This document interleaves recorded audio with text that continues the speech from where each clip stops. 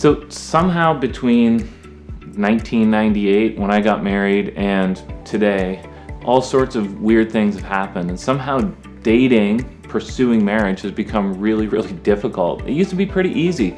Two people would indicate interest in one another, and in some way you'd start as friends, and at some point you'd ask the awkward question, and you'd go on a date, and you'd realize you'd have to have that question, that conversation too. Hey, are we dating now? That kind of stuff. And it just happened.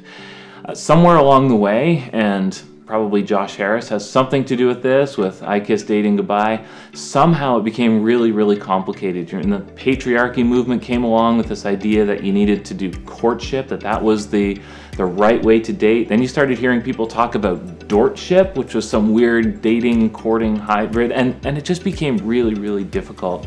Honestly, I don't think it needs to be that difficult.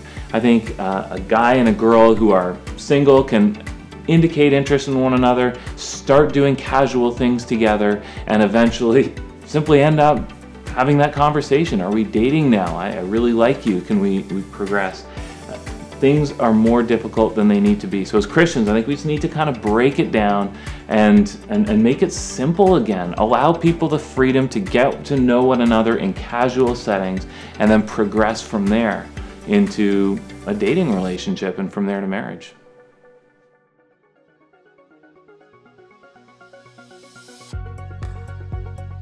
Yeah.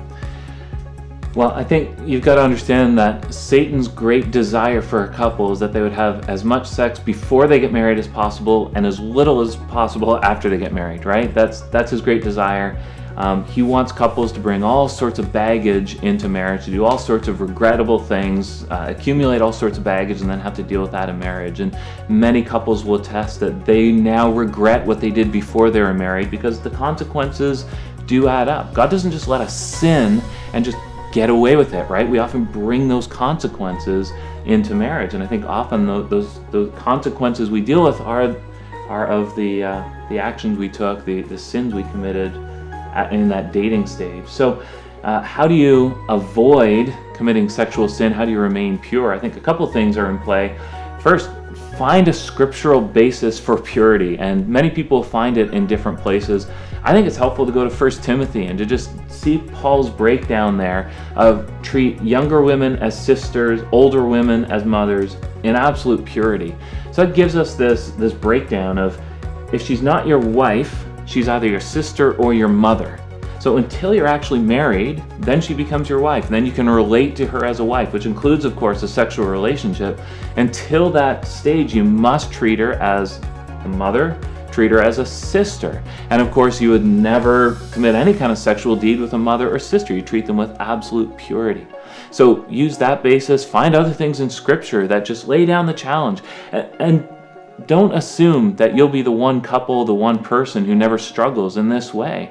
It's God's good desire that sexual desire grows throughout your relationship leading to marriage. In fact, it's more concerning if there is no sexual desire than if there is. So there ought to be the growth of that desire, yet it ought to be kept under control until it can be consummated within the marriage relationship. Community is so helpful in appealing to other people. Can you ask us hard questions? That's the best thing you can do. Find an older couple, give them absolute freedom to ask you difficult questions, and then commit between the two of you. You will always answer honestly. If you know there's a couple you love and respect who will be coming to you and saying, how are you guys doing? Are you behaving? Are you sleeping together? Asking you those blunt questions, that will be tremendously, tremendously helpful. You can appeal to them. You can ask them for help. You can ask them for prayer. But so much of the Christian life comes down to this. I want to be holy more than I want to sin. So pray that God would give you a deep desire for holiness, take away desire to sin.